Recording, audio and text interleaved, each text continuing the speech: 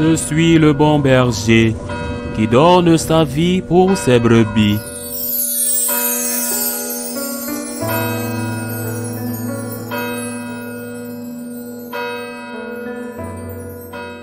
En ce temps-là, Jésus vit en passant un homme du nom de Matthieu assis à son bureau de collecteur d'impôts. Il lui dit, « Suis-moi ». L'homme se leva et le suivit. Comme Jésus était à table à la maison, voici que beaucoup de publicains, c'est-à-dire des collecteurs d'impôts, et beaucoup de pécheurs vinrent prendre place avec lui et ses disciples.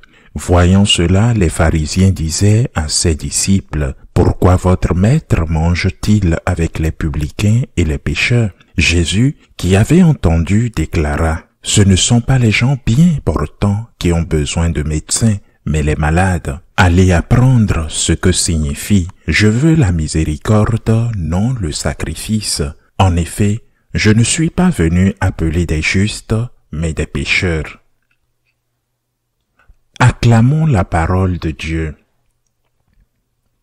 Ce fragment de l'évangile de Saint Matthieu est autobiographique, car l'évangéliste lui-même raconte sa rencontre avec Jésus-Christ. Si l'attention de Jésus était attirée sur un pécheur public, haï de tous pour sa collaboration avec les Romains, outre la collecte des impôts, Saint Matthieu avait également le mérite de suivre le Seigneur et de tout laisser derrière lui. Mais l'aspect le plus significatif ici, c'est la controverse que le comportement de Jésus suscite parmi ses ennemis traditionnels, les pharisiens, qui maltraitent également les disciples, cherchant à semer la division, la discorde, c'est-à-dire à les amener à se méfier de Jésus et à s'éloigner de lui. Il est très intéressant de voir comment ils s'y prennent pour semer la suspension. Comment se fait-il que votre maître mange avec les publicains et les pécheurs? C'était leur question. S'ils avaient dit « mange avec les publicains », ils auraient fait référence à Matthieu et à rien d'autre. Mais ils ajoutent « publicains et pécheurs ». Qu'est-ce que cela signifie? Ils ne se considéraient pas comme pécheurs, eux, évidemment. Ils n'étaient pas collecteurs d'impôts, ils étaient pharisiens. Mais ils ne se considéraient pas comme des pécheurs. C'est précisément là le problème. Lorsqu'une personne, un catholique pratiquant, un catholique très pratiquant d'ailleurs, et très pieux, fidèle au foyer et bon père de famille, qui paie ses impôts, qui obéit aux lois, qui va même fréquemment à la messe, lorsque cette personne qui existe bel et bien se considère comme juste et a cessé de se considérer comme pécheur, a un très grave problème, chers frères et sœurs. Les saints n'ont jamais cessé de se considérer comme pécheurs, absolument jamais, et non pas parce qu'ils ont commis des péchés très graves.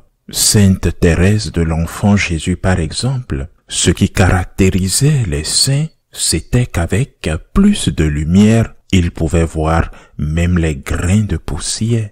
Et d'un autre côté, lorsqu'il y a peu de lumière dans la pièce ou même dans l'obscurité, même les ordures les plus évidentes ne sont pas visibles. Le problème, c'est que lorsqu'on se considère comme pécheur et qu'ensuite, se sentant supérieur aux autres, on considère comme mal que Jésus-Christ ait pitié et on pense que la miséricorde de Jésus-Christ encourage le mal, que le Christ n'aurait pas dû être si miséricordieux, car cette miséricorde pousse certains à abuser de lui, à abuser de cette miséricorde infinie et à s'installer dans le mal et à y faire place pour toujours.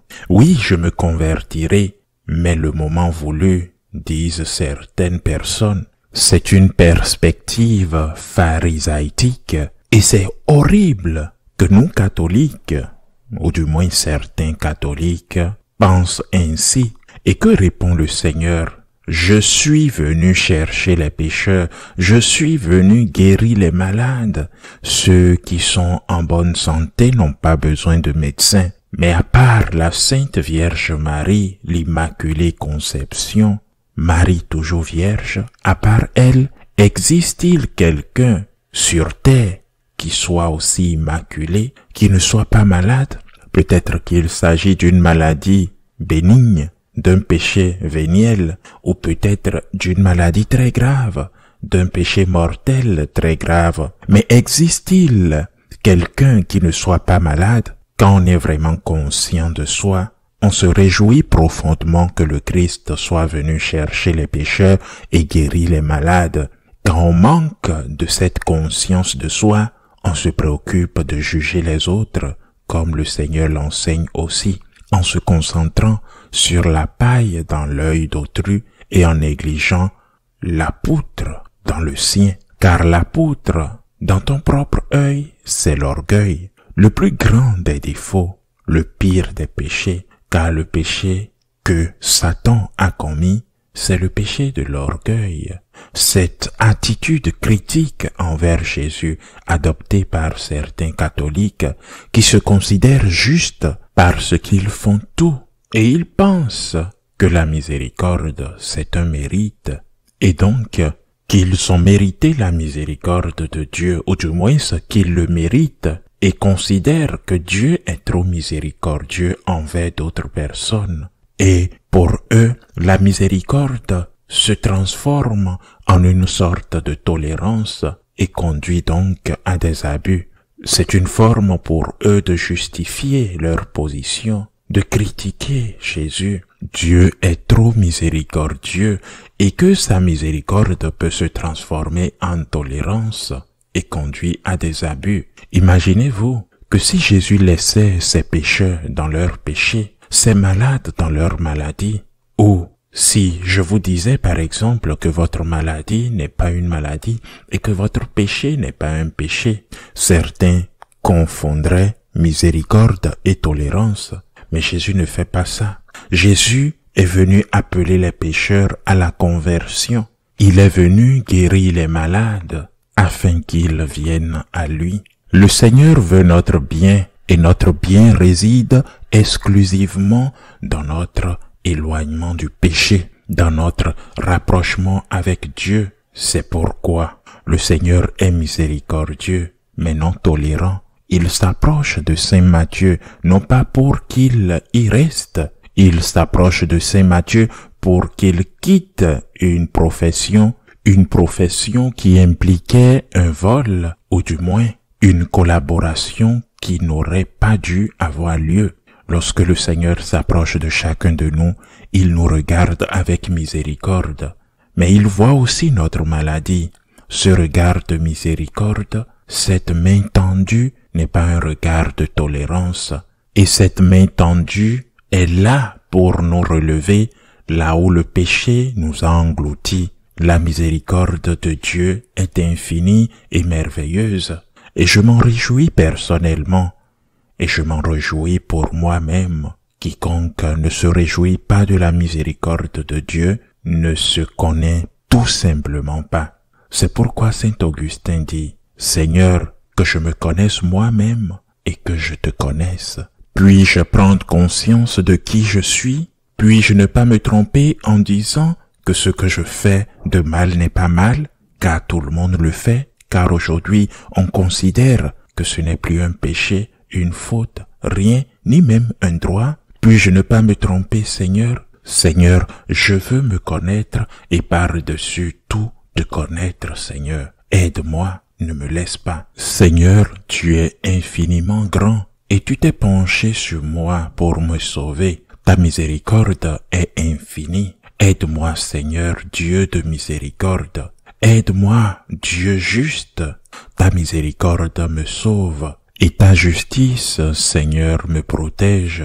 Seigneur, sauve-moi, sauve également les autres et empêche-nous d'abuser de ta miséricorde. Aujourd'hui, chers frères et sœurs, n'ayez pas peur de la miséricorde de Dieu. N'aie pas peur de cette miséricorde, même quand ton cœur semble s'endurcir. N'aie pas peur de la miséricorde de Dieu, car elle te profite. Accueille son appel à la conversion. Es-tu malade? Nous sommes tous malades, de petites maladies peut-être liées au caractère, des maladies très graves, des vices acquis qui persistent. Dieu a pitié de toi. Il est venu te donner la santé. Laisse-le te sauver. Laisse-toi sauver par ce Dieu de miséricorde et remercie-le d'avoir risqué de recevoir des critiques de ceux qui étaient remplis d'orgueil et se considéraient pas comme pécheurs. Laisse le Christ s'approcher de toi. Laisse le Christ te transformer. Laisse le Christ te sauver. Ainsi soit-il.